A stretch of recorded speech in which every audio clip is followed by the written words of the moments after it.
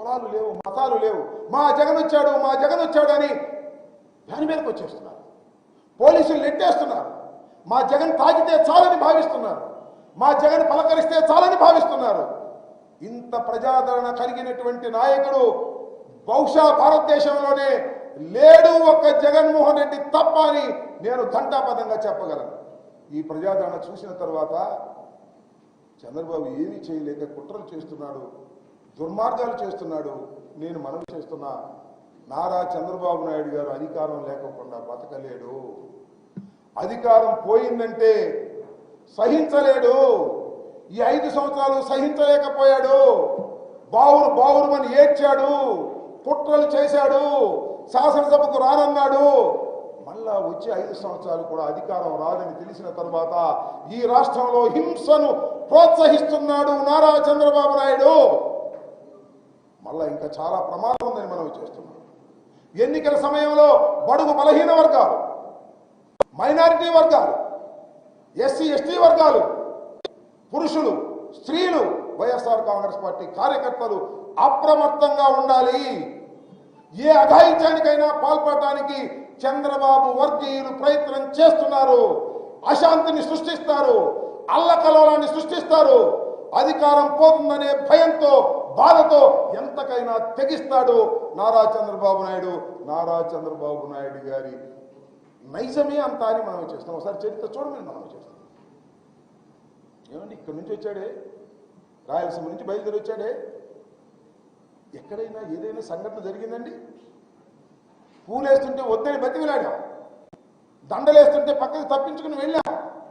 జగన్మోహన్ రెడ్డి గారు వస్తుంటే విజయవాడ నడిబొడ్డుకు వచ్చేటప్పటికి రాయి ఎందుకు వేశారండి? విజయవాడ మీ అడ్డా అనుకుంటున్నారా? విజయవాడ మీ సొంతం అనుకుంటున్నారా? విజయవాడలో కూడా అన్ని నియోజకవర్గాల్లోనూ పార్లమెంట్లోనూ జగన్మోహన్ రెడ్డి గారు గెలవబోతున్నాడు అని మనం చేస్తున్నాం. ఏదో మీ అడ్డా అనుకొని చంద్రబాబు నాయుడు గారి ప్రోద్బలంతో జగన్మోహన్ రెడ్డి గారి మీద దాడి చేసి ఏదో చేయాలని ప్రయత్నం చేస్తున్నారు. ఇది దుర్మార్గమైనటువంటి రాజకీయమని మనం చేస్తున్నాం. దానికి తోడు మళ్ళీ బయలుదేరాడు మా ఆయన, ఒక ఆయన లోకేష్ అంగ తీసేయండి, అది ఒక పిచ్చి మేడం, మంగళగిరిలో గెలిస్తేనే చాలు. పవన్ కళ్యాణ్ గారు ఒక రాయి తగిలితేనే తెలుగు వారికి తగిలినట్ట, నాకు తగిలినప్పుడు అసలు నువ్వేంటి, నీకు అర్థేంటయ్యా? అసలు జగన్మోహన్ రెడ్డి గారితో ఎలా పోలుస్తావా? నాకు అర్థం కాలేదు. నువ్వు సినిమా యాక్టర్ అని చూడటానికి జనం వస్తున్నారు. జగన్ ఏం సినిమా యాక్టర్ కాదే. జగన్ గారిని ఎందుకు చూడాలని వస్తున్నారు? ప్రేమతో వస్తున్నారు. ఈ రాష్ట్రంలో 175 సీట్లలో 151 గెలుచుకొని అధికారంలోకి వచ్చిన ప్రజాదరణ కలిగినటువంటి తెలుగు నాయకుడు. అలాంటి నాయకుడి మీద రాయి తగిలితే తెలుగు ప్రజలకు గాయం కాదా అని అడుగుతా ఉన్నారు. తెలుగు ప్రజలకు గాయం అయిందంటే ఏదో ఎగతాళిగా మాట్లాడుతున్నారు. మరి పవన్ కళ్యాణ్ గారు అసలు మీకు అర్హత ఏముంది నాకు అడుగుతా ఉన్నా. నిన్న తెరాలు వచ్చాడయ్యా, ఎవరి కోసం? నాదెళ్ల మనోహర్ కోసం. ఆ మధ్య మీద అన్నాడు, నాకు 3 పెళ్లిళ్ళు అయినాయి, జగన్ అంటే 4 అంటున్నాడు, 4వది ఎవరు అన్నాడు? 4వది నాదెళ్ల మనోహర్ అని చెప్పాను. ఆ మనోహర్ని గెలిపించడం కోసం తెన వెళ్ళాడు. గెలిచే పనే లేదు. అక్కారాట కానీ బావ బకరడు. నాదెళ్ల మనోహర్ అక్కడ గెలవడు. ఎందుకు గెలవడో తెలుసా? రాజశేఖర్ రెడ్డి గారు ముఖ్యమంత్రిగా ఉన్నప్పుడు మనోహర్ తెనాలిలో గెలిచాడు. మనోహర్ తెనాలిలో గెలిచి స్పీకర్ అయ్యాడు. తెనాలి ఎంత దోచుకున్నావా, మర్చిపోయిన తెనాలి ప్రజలు. ఆయన సతీమణి, ఆయన కూడా క్యాష్ బ్యాక్డోర్లో తీసుకున్నటువంటి సంఘటనలు. తెనాలి ప్రజలారా మరిచిపోకండి ఎంతగా లంచగొండిగా తయారయ్యాడో. వారు కుటుంబ సభ్యులు తిరిగి తెనాలిలో గెలిపించాలని ఎవరైనా అనుకుంటే తెనాలిని సర్వనాశనం చేస్తాడు నాదెళ్ల మనోహర్. ఈ సందర్భంగా నేను మనవి చేస్తున్నాను. ఆ నాదెళ్ల మనోహర్ మీటింగ్కి వచ్చి జగన్మోహన్ రెడ్డి గారిని విమర్శ చేసేటటువంటి కార్యక్రమం. సరే, విమర్శ చేస్తే చేశాం. చాలా కొన్ని గొప్ప మాటలు మాట్లాడండి, నాకు చాలా ఆశ్చర్యం వేసింది. అదేమిటంటే ఒక మాట, దాస్యం చేసే కంటే చచ్చిపోవటం మేలు, మనం దాస్యాన్ని ఆపేద్దాం. దాస్యం చేసే కంటే, అంటే బానిసత్వం చేసే కంటే చచ్చిపోవటం మేలు. అందువల్ల బానిసత్వాన్ని మానేద్దాం. ఇదే మాట నేను చెబుతున్నాయా పవన్ కళ్యాణ్. ఆ చంద్రబాబుకు దాస్యం చేసేదానికంటే చచ్చిపోవటం బెటర్ అయ్యా. ఆ చంద్రబాబు మోచేతి నీళ్ళు తాగుతావు ఎందుకయ్యా? చంద్రబాబు డబ్బులు ఇస్తే పార్టీ పెట్టిన వాడివి ఇంతకన్నా దాస్యం చేయటం ఇంకేం కావాలి ఈ రాష్ట్రంలో? జగన్మోహన్ రెడ్డికి ఎవరు దాస్యం చేయటం లేదు, గుర్తుపెట్టుకో. జగన్మోహన్ రెడ్డిని ప్రేమిస్తున్నారు, నువ్వు దాస్యం చేస్తున్నావు.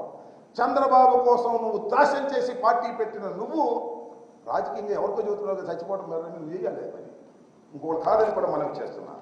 అట్లా ఇంకో మాట మాట్లాడి చాలా చిత్రం వేసింది నాకు. అసలు జ్ఞానం ఉందో లేదో తెలియదు నాకు. బీజేపీకి జత కట్టినందువల్ల జనసేన టీడీపీకి ఓట్లు వేయకూడదని ప్రజలందరూ అంటున్నారు.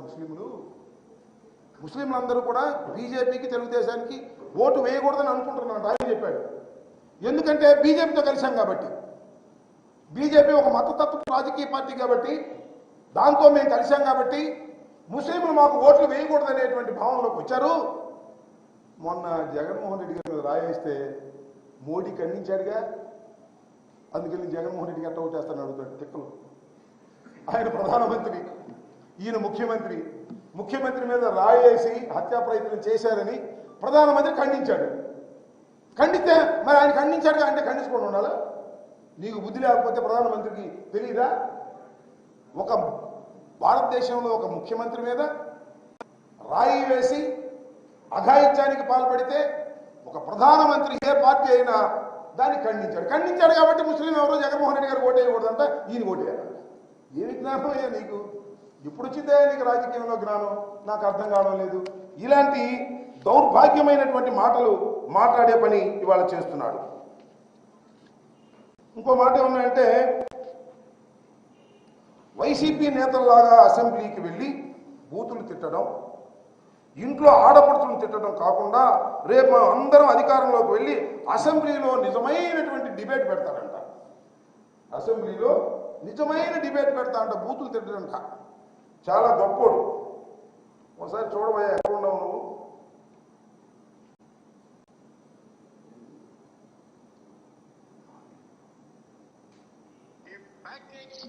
ప్యాకేజ్ అనే సన్నాసిన కొడుకులు ఎవరు?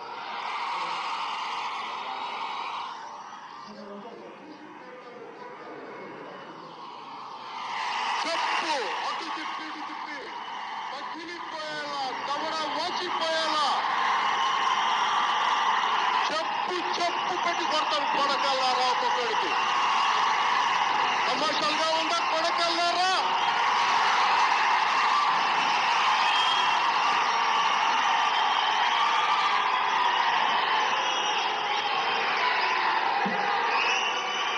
ఇంకొకసారి ప్యాకేజీ గీకేజ్ అంటే డబ్బు తీసుకొని పళ్ళు రాళ్ళ కొడతాను కొడకల్లారా.